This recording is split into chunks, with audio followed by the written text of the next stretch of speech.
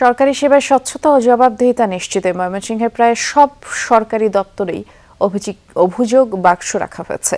পরিচয় গোপন রেখে সেখানে অভিযোগ জমা দেওয়া যায়। অবশ্য বাস্তবে এর প্রতি মানুষের বিন্দুমাত্র আস্থাও নেই। জেলার বেশিরভাগ সরকারি দপ্তরে বাক্স থাকলে অভিযোগ জমা পড়ে খুবই কম। সেবাগ্রহীতারা বলছেন, অভিযোগ করলেও এর কার্যকর প্রতিকার মেলে না। সম্প্রতি টিআইবির জাতীয় খানা জরিপ 2025 সালের প্রতিবেদনে সেবা খাতে দুর্নীতির সূচকে ময়মনসিংহ বিভাগ শীর্ষে। এই পরিস্থিতিতে অভিযোগ বাক্সের কার্যকারিতা নিয়েও প্রশ্ন উঠেছে। ফোটানোর ঝামেলা ছাড়াই নিরাপদ পানির জন্য ঘরে আনুন পিওরিট। কল করুন 16627। ময়মনসিংহ মেডিকেল কলেজ হাসপাতাল। রোগীদের অভিযোগ জানাতে রাখা হয়েছে একটি অভিযোগ বাক্স। উদ্দেশ্য সেবার মান নিশ্চিত করা। এই হাসপাতালে গত 7 দিন ধরে অসুস্থ শিশুকে নিয়ে ভর্তি রয়েছেন রবিউল ইসলাম, কিন্তু জায়গা হয়েছে ওয়ার্ডের মেঝেতে। ফ্লোরে থাকতে হয়, এখানে সবকিছু, এখানে খাওয়া দাওয়া, দেখা যায় অনেক গন্ধ বা কান্নাকাটি একটা থাকে। প্রশ্ন ছিল তার এই সমস্যা হাসপাতাল কর্তৃপক্ষকে অভিযোগ বাক্সে কিংবা মৌখিকভাবে জানিয়েছেন কিনা।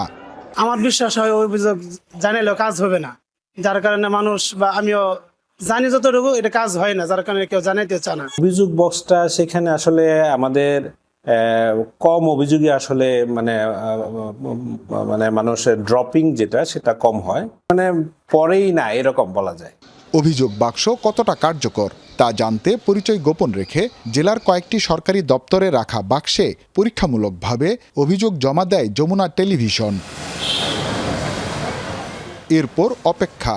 2 সপ্তাহের বেশি পার হলেও সদর উপজেলা নির্বাচন অফিস ছাড়া অন্য কোনো দপ্তর থেকে অভিযোগের বিষয়ে কোনো ধরনের যোগাযোগ করা হয়নি। অভিযোগ বক্স আসলে জনবান্ধবের অফিসের সাথে জনগণের একটা সম্পর্ক তৈরি করার একটা খুব ভালো একটা মাধ্যম। কারণ অনেক লোকজন আছেন বা অভিযোগকারী ব্যক্তি আছেন যারা সরাসরি বলতে চান না বা নিজের পরিচয় জানাতে চান না। তাহলে অন্য দপ্তরগুলো কেন উদাসীন? উত্তর খুঁজতে মাধ্যমিক ও উচ্চশিক্ষা ময়মনসিংহ আঞ্চলিক অফিসে যমুনা টিভি। দেখা যায় অভিযোগ বাক্সে ঝুলছে মরিচা ধরা তালা। দেখে মনে হয় দীর্ঘদিন খোলাই হয়নি। কর্মকর্তার কাছে প্রশ্ন, শেষ কবে খোলা হয়েছিল এই তালা? প্রতি মাসে শেষে দিই আমরা ইমেল থেকে অনেকে আবার আসে, সরাসরি ফিজিক্যালি আসে, এসে রিসিভ করে নিয়ে যায়। মানে এরা বিশ্বাস করে রিসিভ করলে হয়তো কাজ হবে, অভিযোগ বাক্স দিলে কাজ হবে না, তাই মনে করে সেই জন্য দেয় আর কি।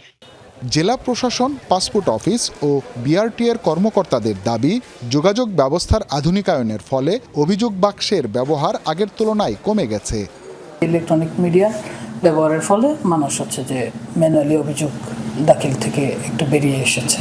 মোবাইল ফোনে জানতে পারে, একটা অভিযোগ বক্স আছে, অভিযোগ বক্সের মাধ্যমে জানাতে পারে। তবে অভিযোগ বক্সের মাধ্যমে অভিযোগ জানানোটা টেন্ডেন্সি খুব কম। আমার মনে হয় যে ইজিলি যেটা করার চেষ্টা করে, যে সরাসরি গেলাম, বললাম, করলাম, লিখতে গেলে একটু সময় লাগে। তবে সুশাসন নিয়ে কাজ করা ব্যক্তিদের মতে, দিনের পর দিন অভিযোগ করার পর দৃশ্যমান ব্যবস্থা না হওয়ায় মানুষের আস্থা কমেছে। অভিযোগ করার পর অনেকেই হয়রানির আশঙ্কাও করেন। মানুষ মনে করে যে এই বাক্সে যদি কোনো অভিযোগপত্র দেওয়া হয় আসলে এটা কেউ দেখবে না। উল্টো দিকে যিনি অভিযোগ করেছেন তিনি হয়তো কোনো না কোনো ভাবে ঝামেলায় পড়তে পারেন। অনেক মানুষ অভিযোগ বাক্সে অভিযোগ ফেলেন, সেটি দিনের পর দিন চলে যায়, এটি আসলে খোলা হয় না। এই যে মানুষ দীর্ঘদিন যাবত এটার কোনো প্রতিকার না পেয়ে আসলে আগ্রহ হারিয়ে ফেলেছে।